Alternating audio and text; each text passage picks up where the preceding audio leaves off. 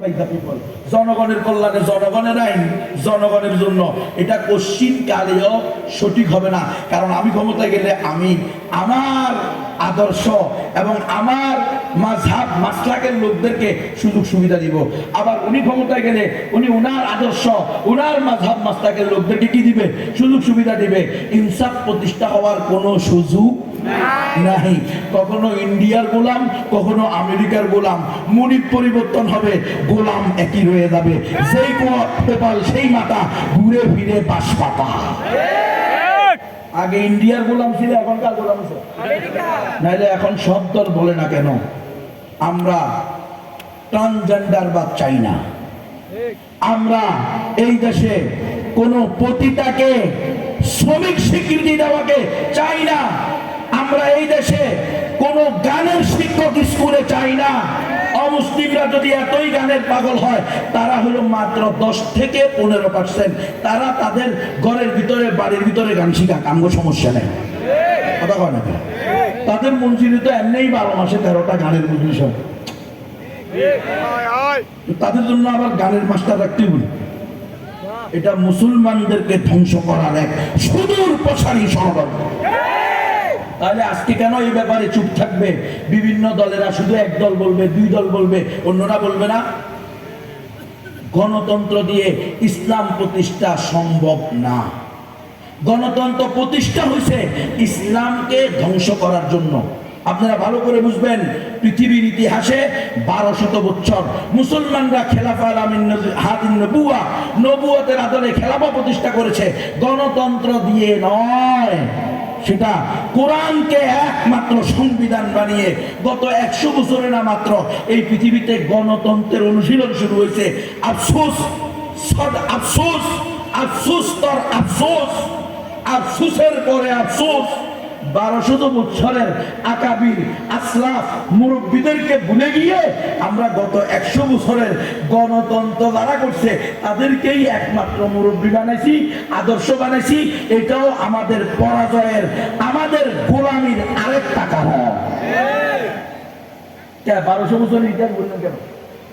পৃথিবীর ইতিহাসে তো আমাদের 1200 বছর খেলাফত ছিল।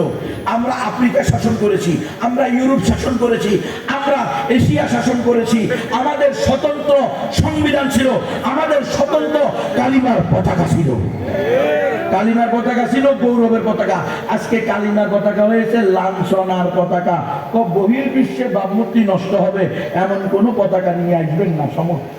যে সম্মেলনে, মহাসম্মেলনে মাসপর গাজায় কয় 3 মুসলমান ইসলামী দলের মিছিলের মধ্যে, বিক্ষোভ মিছিলের মধ্যে 3 মুসলমান কালিমার পতাকা নিয়ে গেছে। তো পুলিশকে ধরা গেছে, বলছে এই 3 জন কালিমার পতাকা নিয়ে আসছে, এরা আমাদের লোক না। নাউযুবিল্লাহি মিন যালিক। কত বড় ভয়ঙ্কর, কত বড় পরাজয় হইলে, কত বড় পরাজিত মানসিকতা নিজের ভিতরে বদ্ধপরিকর হইলে এটা সম্ভব। কালিমার পতাকা বহনকারীকে বলতেছে সে আমাদের লোক না। নিঃসন্দেহে এই বিপর্যয়ের প্রধান অন্যতম কারণ গণতন্ত্র। কারণ গণতন্ত্র শিখাইছে জাতীয়তাবাদ। গ্রেট ব্রিটেনের উপনিবেশবাদী উপনিবেশ মন্ত্রী যে সে বলেছে আমাদের ব্রিটেনীদের রাজনীতির প্রধান উদ্দেশ্য হলো যে কোনো মূল্যে মুসলমানদের অগ্রগতি এবং ইসলামী সম্প্রীতিকে বিনষ্ট করা। যে কোনো মূল্যে ইসলামের অগ্রগতি, মুসলমানদের সম্প্রীতি, ইসলাম ভিত্তিক ভ্রাতৃত্ববোধ, ঈমান ভিত্তিক ভ্রাতৃত্ববোধ, এটাকে নষ্ট করে দিতে হবে। কোনোভাবে মুসলমানদেরকে সামনে বাড়তে দেওয়া যাবে না। আমাদের সব সময়ে সর্ব অবস্থায় এটাই আমাদের প্রধান মাকসাদ, উদ্দেশ্য। এই গণতন্ত্রের প্রধান উদ্দেশ্য মুসলমানদেরকে ঐক্যবদ্ধ হতে দেওয়া যাবে না। দেখেন না, এখন কেউ জামাতের লগে জোট করে আর কেউ বিএনপির লগে জোট করে। কথা কন না কা? কিন্তু সবাই না বলে ইসলামী দল। খুব মন চাইছিল আমার, আমিও মনে মনে দোয়া করছি, যদিও আমি গণতন্ত্র বিরোধী। আমার মনে মনে চাচ্ছিল আচ্ছা আল্লাহ দেখ আমাদের ইসলামী ঘরানার দলগুলো কি হোক, এক হোক। হয়েছে রে এক। কথা কন না কেন? সত্য কথা কথা ভয় পান না।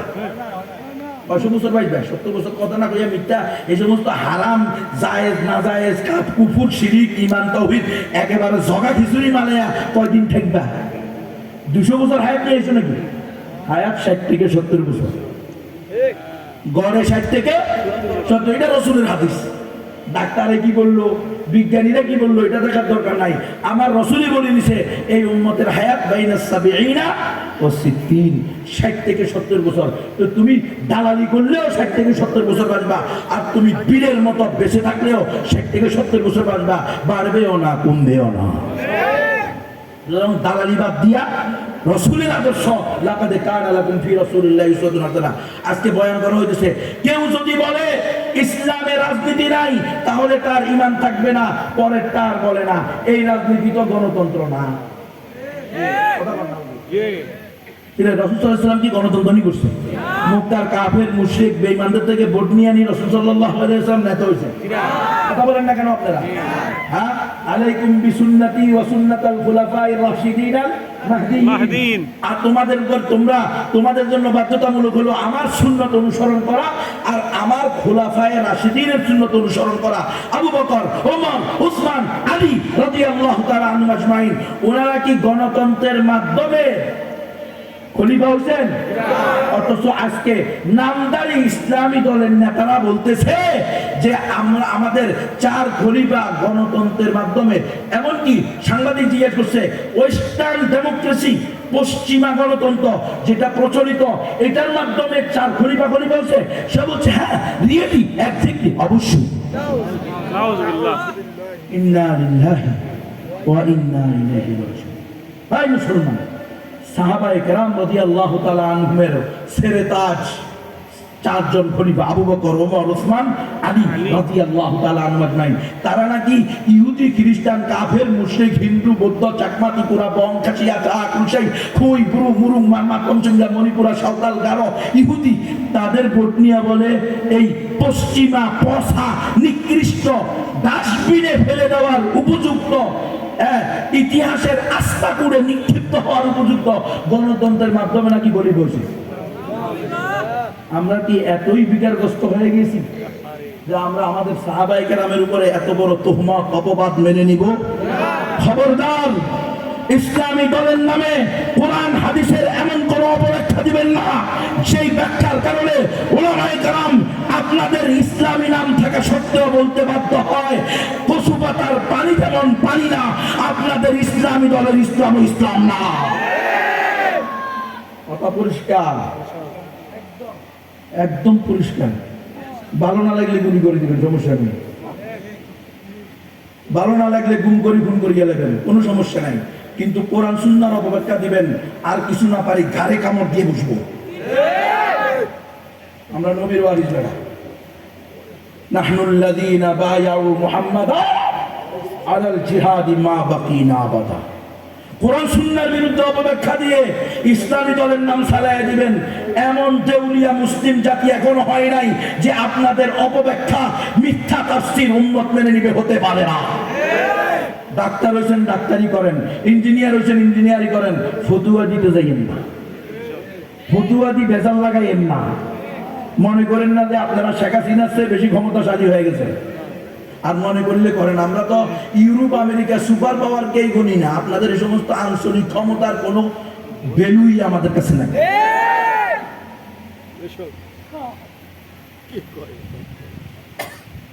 করেন, আপনি গণতন্ত্র করতেছেন, আপনি করেন, আপনার কাছে এটার ব্যাখ্যা আছে, আপনার কাছে এটার তাবিল আছে, আপনার কাছে মনে হইতেছে এটা দিয়ে আপনার ক্ষমতা দেবেন, আমার তো কোনো সমস্যা নাই। কিন্তু কোরআন সুন্নাহকে দুমড়িয়ে মুচড়িয়ে অপব্যাখ্যা দিয়ে ভুল তাবিল করে কোরআন সুন্নাহ দিয়ে প্রমাণ করতে দেবেন যে গণতন্ত্রই ইসলাম, তাহলে মুসলিম উম্মাহর হকপন্থী উলামায়ে কেরাম আপনাদেরকে ছেড়ে দিবে না। আমাদের কথা পরিষ্কার, গণতন্ত্র দিয়ে ইসলাম প্রতিষ্ঠা সম্ভব না। আর গণতন্ত্র দিয়ে তো গত 16 বছরে সর্বজন স্বীকৃত নব্য লেডি ফেরাউন শেখ হাসিনারেও সরানো যায় নাই। কথা বলেন না কেন আপনারা?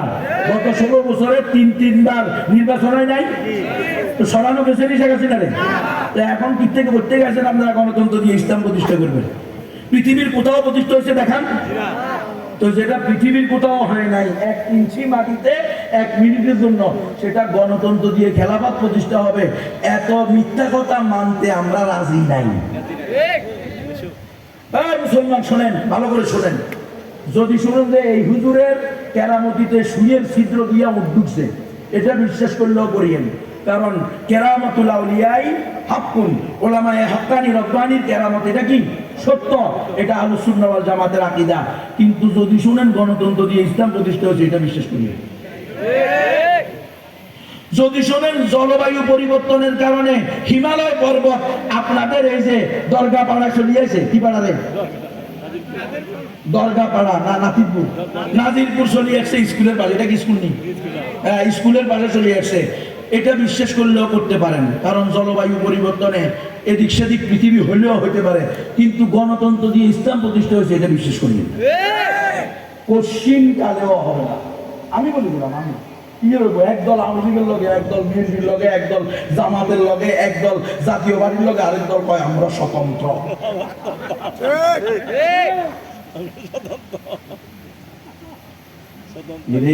আস্থা গজব, এটা কি রে, এই জাতির উপরে মুস্তাকিল একটা গজবের না হইল গণতন্ত্র।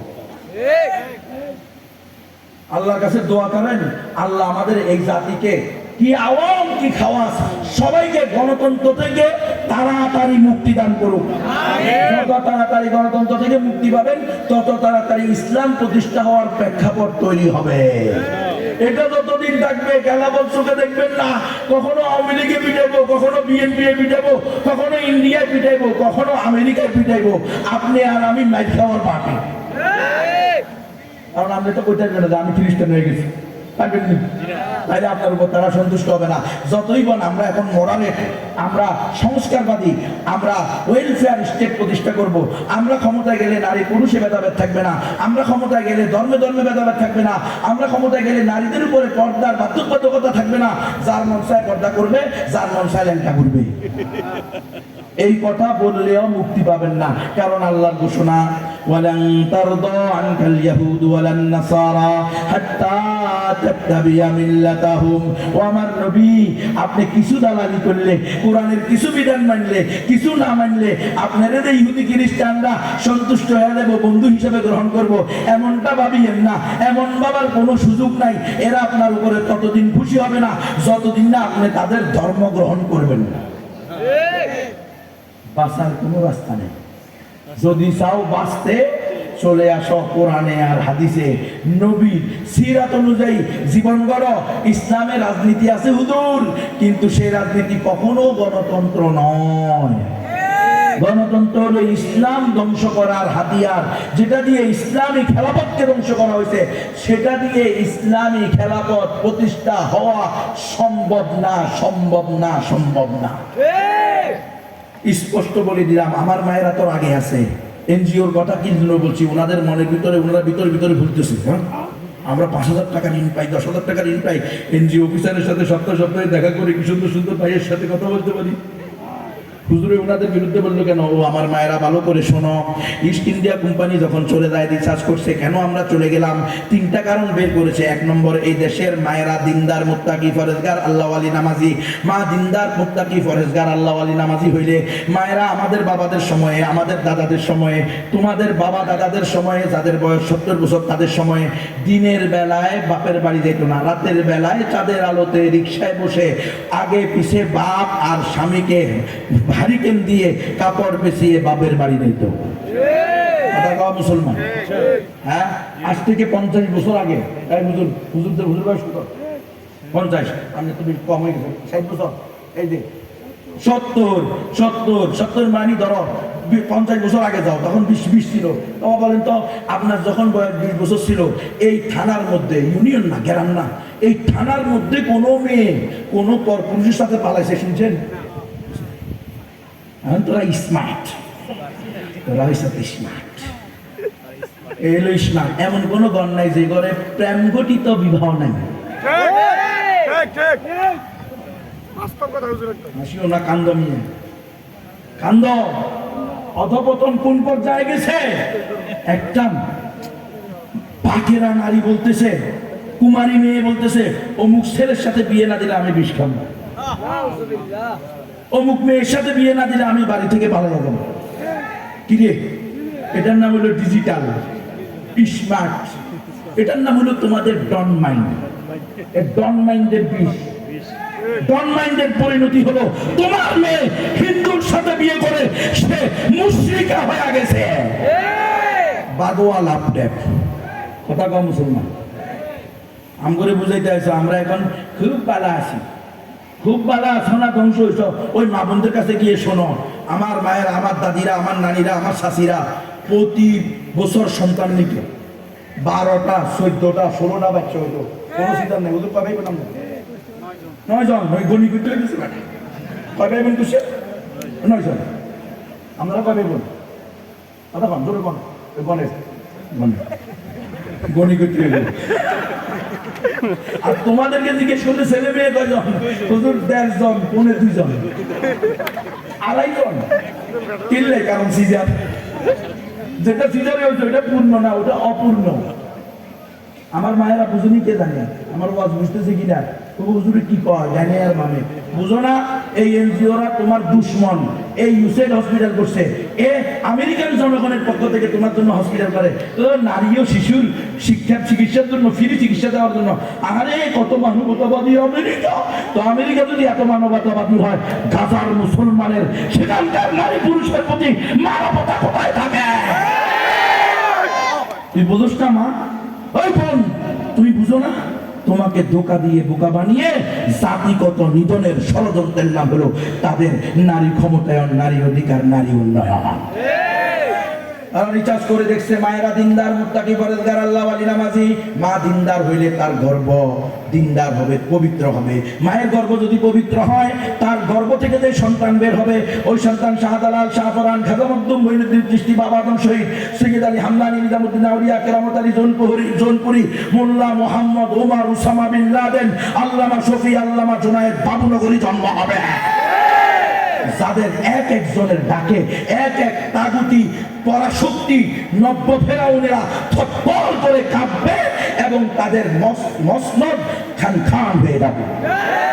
এজন্য তারা রিসার্চ করে দেখলো, এই জাতিকে যদি স্থায়ী গোলাম বানাইতে হয়, তাহলে এদের মাদেরকে দুইয়ুস বানাইতে হবে। এদেরকে ঘর থেকে বের করে আনো, ঘরে থাকতে দেওয়া যাবে না। এদেরকে বলতে হবে নারীর অধিকার, নারী ক্ষমতায়ন, নারী উন্নয়ন, সমান অধিকার। হ্যাঁ, ক্লাস 5 শেষ করেছি, আমি এখন 6-এ। রুখে আমাইকে এক দুইয়ুস মেয়ের ছবি দিয়ে বিশাল কি করছে রে সাইনবোর্ড, সেটার ভিতরে লিখছে, আমি ময়মনসিংহে দেখে আসছি, মাইয়ার এই স্কুলের পোশাক আছে না একটা, ওইটা পরা আর ওর না গলার ভিতরে পেঁচানো, বই এভাবে ধরা, আর এক পা সামনে এক পা পিছিয়ে এভাবে দিয়ে এমনি হাঁটতেছে আর বলতেছে ক্লাস 5 শেষ করেছি, এখন আমি 6-এ। রুখে আমাইকে স্বামীও রুখতে পারবে না, বাপেও রুখতে পারবে না, ভাইও রুখতে পারবে না, আমি যেটা ইচ্ছা সেটাই দেবো, যাকে ইচ্ছা তাকে দিব। মর্ম বুঝুনি? মর্ম লেখছে তো খালি এতটুকু, ক্লাস 5 শেষ করেছি, এখন আমি 6-এ। রুখে আমাইকে আপনি তো মনে করছেন না হিতি ডাক্তার হইব, ইঞ্জিনিয়ার হইব, হিতি আন্তর্জাতিক বেশ্যা হইব। দেখেন না হলিউড বলিউড খেলোয়াড় নি, এবার দেখছেন নি বিভিন্ন নায়িকাদেরকে যে খেলাইছে। আল্লাহ, আমি জানি না আপনারা আমার কথা কি বুঝতেছেন কিনা। তারা রিচার্জ করে দেখছে, এই জাতিকে স্থায়ী গোলাম বানাইতে হলে তাদের মাদেরকে দইয়ুস বানাইতে হবে। বাস, এদেরকে ঘর থেকে বের করে আনো। সাইনবোর্ড কি দিবা? এই হাজি সাহেব, আমরা আসছি আপনার ছেলের বউদেরকে দইয়ুস বানানোর জন্য, আপনার মেয়েদেরকে দইয়ুস বানানোর জন্য আমাদের এই সাজেদা ফাউন্ডেশনে আপনার মেয়েদেরকে পাঠাইয়া দেন। এই কথা বললে আপনি তো জুতা দিয়া ফিটাইবেন, ফিটাইব না? হাজি সাহেব তো দূরের কথা, রিক্সাওয়ালা পর্যন্ত সিরা জুতা দিয়ে ফিটাইবে। কথা কর না, ফিটাইব কি ফিটাইব না? পাঁচটা জুতার মধ্যে ময়লা লাগাই আইনে ফিটাইব। এত বড় সাহস! আমার প্রিয়তমা স্ত্রী, আমার স্ত্রীরে নিয়ে তুই বেশ্যা বানাবি, দইয়ুস বানাবি, তোর অস্তিত্বই এখানে রাখবো না। পিটাবে কি পিটাবে না? এই জন্য এই কথা তো বলা যাবে না। বলবে কি? সাইনবোর্ড কি, লিফলেট কি, হ্যান্ডবিল কি, আউটডোর কি? সেটা হলো নারী উন্নয়ন, নারীর অধিকার, নারী ক্ষমতায়ন, সমান অধিকার। ওই যে ছোটবেলায় আপনার করে বুঝেছে, আপনারা তখন ছোট ছিলেন, এই 50-60 বছরের মুরব্বীরা তখন ছোট ছিল, তখন বিভিন্ন স্কুলের মাঠে গিয়ে বিভিন্ন 3 রাস্তার মোড়, 4 রাস্তার মোড়, 4 স্টলে গিয়ে প্রজেক্টরের মাধ্যমে দেখাইছে একটা মেয়ে 13 থেকে 14 বছর বয়স, সে যাইতেছে তার পিছনে আসল ধরে একটা হাঁটতেছে, একদম পিছনে একটা হাঁটতেছে, আরেকটা তার আসল টেনে ধরে হাঁটতেছে, আরেকটা তার কোলে, আরেকটা তার পেটে। বুঝেন না মনে হয়? মেয়ের বয়স কত? 13 থেকে 14। এটা দেখা যাচ্ছে। আর মেয়েটা জীর্ণ শীর্ণ, অসুস্থ অসুস্থ ভাব, সাদা হয়ে গেছে, রক্ত নাই। কথা বলছেন? এটা দেখে বলছে এই যে কি বুঝলেন এখানে কি বুঝলেন? মেয়েটার বয়স কত? 14। বাচ্চা কয়টা? 7টা। 3টা বাহিরে, একটা ভিতরে। দেখছেন? মেয়েটার জীবন ধ্বংস, শেষ। কি করতে হবে? 18 বছরের আগে বিয়ে দিবেন না। 18 বছর আগে বিয়ে দিলে আপনার মেয়ে নন ম্যাচুরেট। কি রে? নন ম্যাচুরেট। আপনার মেয়ে কি হয় নাই? উপযুক্ত হয় নাই। এই জন্য ক্লাস 5-এর মেয়ের পেটে প্রাইমারি স্কুলের হেডমাস্টারের জারজ সন্তান পাওয়া যায়। এইটাই নন ম্যাচুরেট মানে বিয়ে দেওয়ার উপযুক্ত না, কিন্তু জাউলামি করার উপযুক্ত। বুঝলি তোমরা? 18 বছর পর্যন্ত শিশু বানাইছে। 18 বছর পর্যন্ত কি শিশু। আর ক্লাস 8-এর মেয়ের পেটে প্রাইভেট মাস্টারের জারজ সন্তান কুমিল্লা জেলার 14 গ্রাম থানায়। অনো আছে, ইউটিউবে বুঝবেন। ফেনী জেলার দাগনভূঞা থানায় ক্লাস 5-এর মেয়ের পেটে প্রাইমারি স্কুলের হেডমাস্টারের জারজ সন্তান। বিয়ে দেওয়ার উপযুক্ত হয় নাই, কিন্তু জেনা করার উপযুক্ত। আর আমাদের বাপদেরকে ওনারা জিজ্ঞেস করেন, আপনি যখন বিয়ে করছেন আমার শাশির বয়স কত ছিল? সর্বোচ্চ 15, আরো নিচে হবে। কতক্ষণ না বলি 13। কি করবো চিন্তা করো। মানে কোনটা বলে আবার জেলে ধরে নিয়ে যায় কিনে। 18 বছরের নিচে বিয়ে করলে ও বিয়ে দিলে বাবা ও স্বামীর 3 মাস জেল, অনাদায়ে 50,000 টাকা ধরিবে না। চাষা কয় এই বয়সে এসে বুঝি 50,000 টাকা দিতাম। বিয়ে করতে পারবো বছরে? 13 বছরে। ছেলে মেয়ে কয়টা? 4টা। আলহামদুলিল্লাহ। সিজার কয়টা? আমাদের বউ সিজার হয়েছে কয়টা? আপনার না, আমাদের বউ কোনো সিজার নাই। তেমন সিজার আছে কেন? ওই ডিজিটাল, ওই স্মার্ট, এই স্মার্ট ডিজিটাল এগুলো পারতেন। আগে সিজার হয় নাই, এখনো সিজার হবে না। আগে যে রোগ ছিল এখনো সেই রোগ আছে, তার কুদরতে কোনো পরিবর্তন হয় না। যেহেতু আল্লাহ আমার স্ত্রীকে সন্তান দিছে, আমার মেয়েকে সন্তান দিছে, আমার মাকে সন্তান দিছে, আমার বোনকে সন্তান দিছে, বোঝা গেল আমার স্ত্রী, মা, মেয়ে, বোন সন্তান প্রসব করার ক্ষমতা রাখে। তুমি যা পাগল হয়ে গেছো, তুই তো আগে আলতা শুনুন, আলতা শুনুন, আলতা আলতা আলতা আলতা করতে করতে কবার চলতে গেছে, কাটিয়ে গেছে। তোমার চলতে করে বেটা বাচ্চা দুনিয়াতে আসার টাইম আগামীকাল সকাল 10টায়, আজকে রাত 10টায় বাচ্চা স্টেশনে গিয়ে বসে থাকবো।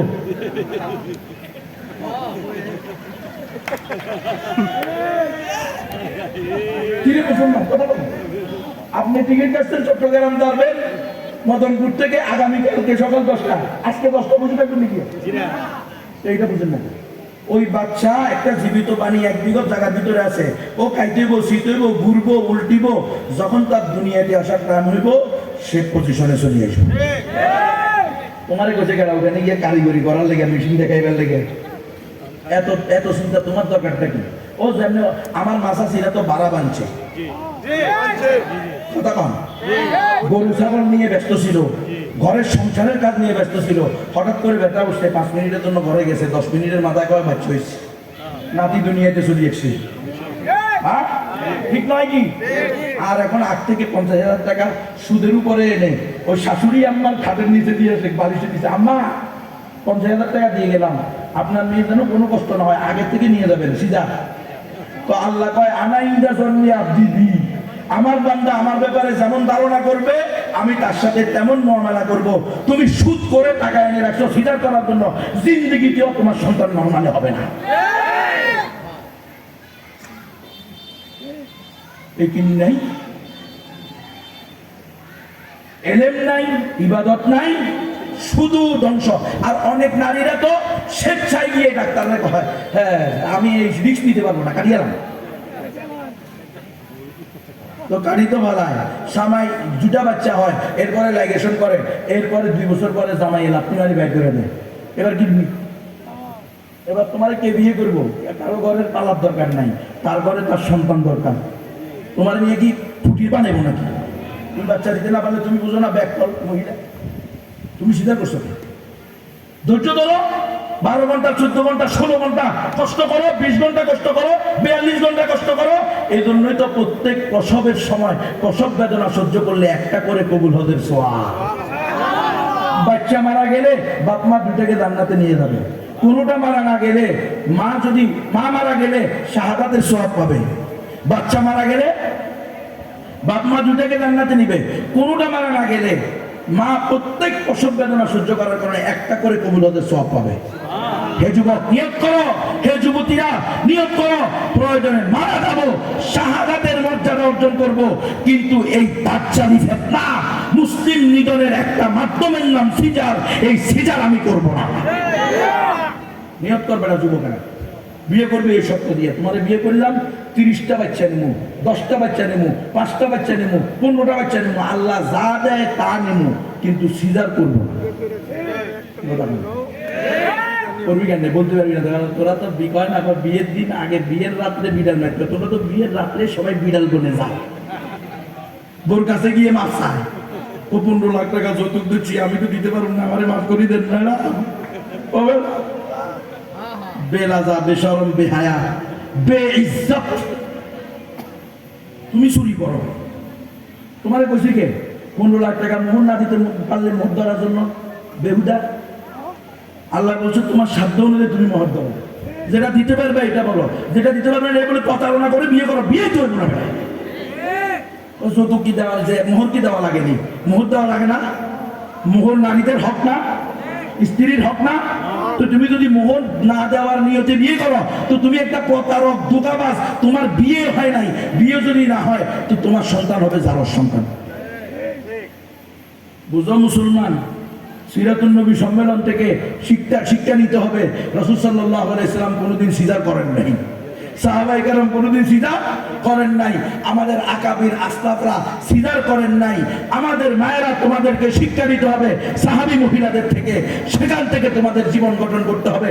রাসূলের স্ত্রীদের থেকে তোমাদের জীবন গঠন করতে হবে। এই এনজিওদের কাছে যাওয়া যাবে না, না খেয়ে মারা যাবো তবুও এনজিওদের থেকে একটা টাকা সুদের উপরে নিব না। পারবেন তো ইনশাআল্লাহ? না খেয়ে মারা গেলে জাহান্নামে যাবেন না, কিন্তু সুদ ভিত্তিক লেনদেন করলে জাহান্নামে যাবেন। না খেয়ে মারা গেলে জাহান্নামে যাবেন না, কিন্তু সাজেদা ফাউন্ডেশন থেকে টাকা আনতে গিয়ে পরপুরুষের সাথে হাসি মুখে কথা বললে, তার সাথে ঠাট্টা মশকরা করলে, তাকে নিজের চেহারা দেখাইলে, সুরলিত কণ্ঠ শোনাইলে, তার পাশে বসলে, সিএনজিতে গা বসলে জাহান্নামে যাবি। এই মুসলমান পারবেন তো এগুলো থেকে বিরত থাকতে ইনশাআল্লাহ? আমার আলোচনার খোলাসা হলো আমরা সর্বক্ষেত্রে রাসূলকেই আদর্শ হিসেবে গ্রহণ করব। এটা আমাদের পারিবারিক জীবনেও, রাষ্ট্রীয় জীবনেও, ব্যক্তিগত জীবনেও, সমষ্টিগত জীবনেও। পারবেন তো ইনশাআল্লাহ? আল্লাহ তাআলা আমাকে সহ আমাদের সকলকে পরিপূর্ণভাবে রাসূলুল্লাহ সাল্লাল্লাহু আলাইহি ওয়াসাল্লামকে আদর্শ হিসেবে গ্রহণ করার তৌফিক দান করেন। আমার গাড়ির মধ্যে গুরুত্বপূর্ণ এই বিষয়ে বিভিন্ন বই আছে। ভারতীয় নও-মুসলিমদের ঈমান দীপ্ত সাক্ষাৎকার 3 ভলিউমে একটা সেট একসাথে আছে। আজকে আপনি আর আমি সবচেয়ে একমাত্র সঠিক ধর্ম, সবচেয়ে সঠিক ধর্ম ইসলাম নিয়ে বসে আছি। আমাদের পাশে শত শত হিন্দু ফ্যামিলি আছে, পরিবার আছে, তাদেরকে আমরা দাওয়াত দিচ্ছি না। না দিলে দাওয়াত তাদেরকেও না দিলে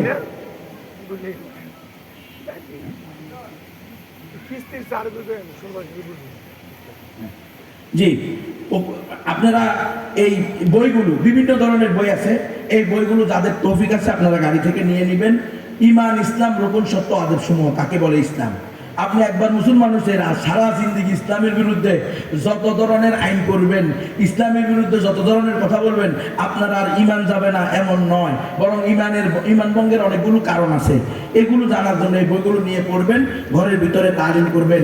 আমি যে আলোচনা করেছি, চেষ্টা করেছি কোরআন সুন্নাহর আলোকে কথা বলার জন্য। আমারও ভুল হইতে পারে, যদি ভুল হয় ওলামায়ে কেরাম আছে, ওনাদেরকে বলবেন, ওনারা আমাকে ধরিয়ে দিবে।